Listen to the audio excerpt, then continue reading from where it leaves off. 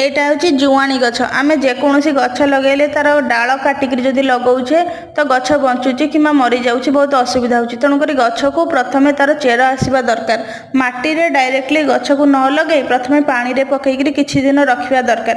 ସେ ଯେକୌଣସି ବି ଗଛ ହେଉ, ମ୍ୟାକ୍ସିମମ୍ ଯେଉଁ ଗଛ ଗୁଡ଼ିକ ମୁଁ ଲଗାଉଛି ଦେଖୁଛି ସବୁ ଗଛ ଗୁଡ଼ିକୁ ତା ଯେଉଁଟା ଡାଳ କାଟିକିରି ଲଗାଉଛି ତ ତାକୁ ପ୍ରଥମେ ପାଣିରେ କିଛି ଦିନ ପକାଇକି ରଖିଲେ ସେ ଗଛରେ ଚେର ଆସିଯାଉଛି। ଦେଖନ୍ତୁ ଏ ଜୁଆଣି ଡାଳ ମୁଁ ପକାଇକି ରଖିଥିଲି 10-12 ଦିନ, ତ ସେ ଡାଳରେ ବହୁତ ଭଲସେ ଚେର ଆସିଯାଇଛି। ତ ଚେର ଆସିଗଲା ପରେ ତାପରେ ଗୋଟେ ଛୋଟ ଜରିରେ କିଛି ମାଟି ନେଇକିରି ତାକୁ ମାଟି ପ୍ରିପେୟାର କରିକିରି କିଛି ଖତ ଦେଇକି ତାପରେ ସେଇଥିରେ ସେ ଗଛଟାକୁ ଡାଳଟାକୁ ମୁଁ ଲଗେଇଲି। ସେ ଗଛରେ ଯେହେତୁ ଚେର ଆସିଯାଇଥିଲା ତ ସେ ଗଛଟା ଭଲ ବଞ୍ଚିବ। ଆଉ ଏଇଟା ହେଉଛି ଜୁଆଣି ଗଛ। ଜୁଆଣି ଗଛର ବହୁତ ସାରା ଭଲ ଗୁଣ ଅଛି, ଯେମିତିକି ଜୁଆଣି ପତ୍ର ଖାଇଲେ ଥଣ୍ଡା, ଜ୍ୱର, ପେଟ ରୋଗ, ତା ସହିତ ଗଣ୍ଠି ଫୁଲିବା ସବୁ ରୋଗ ଭଲ ହୋଇଯାଏ।